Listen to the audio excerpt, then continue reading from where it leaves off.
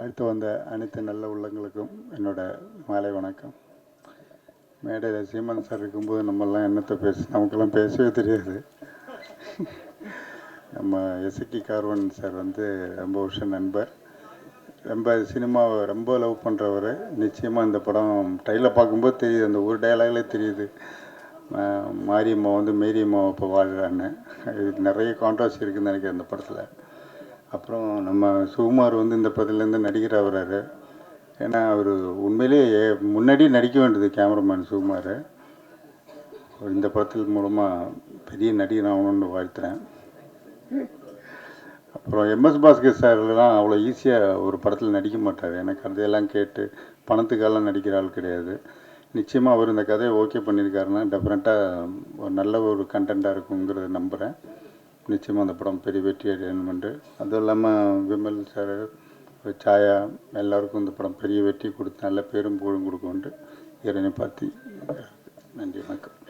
மேடையில் வீட்டிருக்கக்கூடிய கவிஞர் ஏகாதசி அவர்களுக்கும், இசையமைப்பாளர் தம்பி தீபன் சக்கரவர்த்தி அவர்களுக்கும், தம்பி பிரசாத் முருகேசன் அவர்களுக்கும், ஏனப்பண்ணன் அவர்களுக்கும், மனோஜ்குமார் அண்ணன் அவர்களுக்கும், சாட்டை துரைமுருகன் தம்பி அவர்களுக்கும், எங்கள் ஐயா மகன் சுகா அவர்களுக்கும், ஐயா இசக்கி கார்வண்ணன் அவர்களுக்கும், விமல் அவர்களுக்கும், எங்கள் அண்ணன் மகள் ஜாயாதேவி அவர்களுக்கும், சுஷ்மிதாவுக்கும், தம்பி விஆர் அவர்களுக்கும், தம்பி கூல் சுரேஷ் அவர்களுக்கும், சொல்லலைன்னா அப்புறம் வெளியே வந்தால் கத்துவார், அது எதுக்கு மேடையில் உட்காந்துட்டே கத்துறாரு. எல்லோருக்கும் மட்டுமல்லாமல் ஒரு படத்தை 100 தடவைக்கு மேலே நான் பார்த்துருக்கேன், இன்னும் பார்த்துக்கிட்டு இருக்கேன், இன்னும் பார்ப்பேன். அந்த வசனங்கள் மூலமாக அந்த சீற்றத்தை பார்க்க முடிந்தது.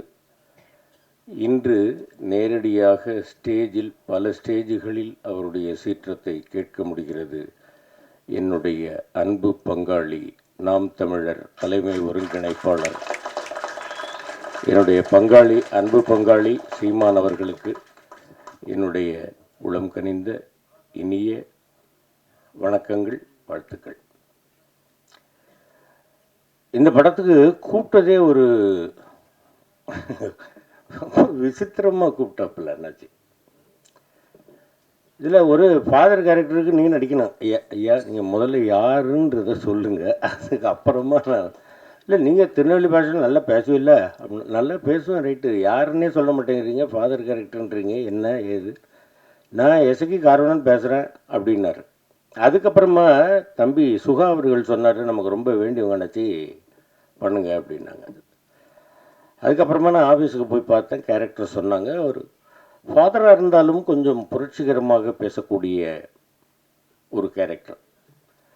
இதில் அவர் மனோஜ்குமார் என்ன சொன்னார், வேண்டாம் வேண்டாம் அதெல்லாம் பேசாதீங்க, எடிட்டிங்கில் வெட்டிடுவேன்னார். எடிட்டிங்கில் வெட்ட மாட்டேன், நீங்கள் பேசுங்கன்னு சொல்லி அவர் பேச வச்சு அது சென்சாரில் வெட்டி விட்டாங்க. 2 நல்ல கேரக்டர், 2 நல்ல டைலாக்கு, அருமையான டைலாக்கு, 2 டைலாக்கு. அது வேண்டாம், இங்கே சொல்கிறது அவ்வளோ நல்லா இருக்காது. அந்த மாதிரி ஒரு நல்ல கேரக்டர். இதில் என்ன ஒரு பெரிய விசேஷம் அப்படின்னு கேட்டிங்கன்னாக்க, மனோஜ்குமார் என்ன சொன்ன மாதிரி சிறுமலையில்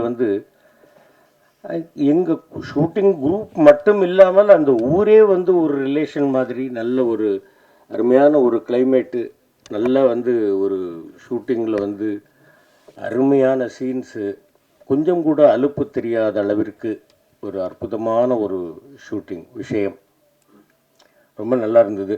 இது எல்லாத்தையும் விட பெரிய சந்தோஷம் என்னென்னு கேட்டிங்கன்னாக்க, இந்த படத்தில் நான் ஃபாதராக நடிச்சுட்டு வந்தேன்.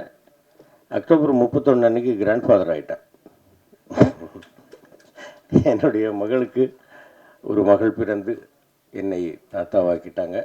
ரொம்ப சந்தோஷமாக இருக்கேன். இந்த படம் தாத்தாவாயிட்டேங்கிறதுக்கு இவ்வளோ கை தட்டலாம். ஆமாம் ஆமாம், நிச்சயமா தாத்தாவானதுலேயே மகிழ்ச்சி தான், நிச்சயமாக.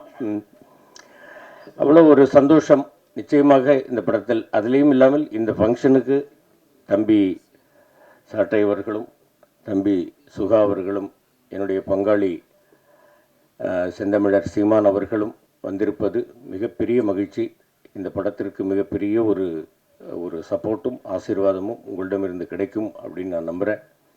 இந்த படத்தை மிகப்பெரிய வெற்றி படமாக்கணும் அப்படின்னு எல்லாம் வல்ல இறைவனையும் தமிழ் ரசிக பெருமக்களையும் உங்களையும் நான் வேண்டி கேட்டுக்கொள்கிறேன். இந்த படத்தில் வந்து பரமசிவன் பாத்திமா அப்படின்றது டைட்டில் வந்து இரு மதங்கள் அப்படிங்கிறது இல்லாமல் தமிழர் நாம் தமிழர் அப்படின்னு சொல்லாமல் சொல்லியிருக்கிறார் இயக்குனர் அவர்கள்.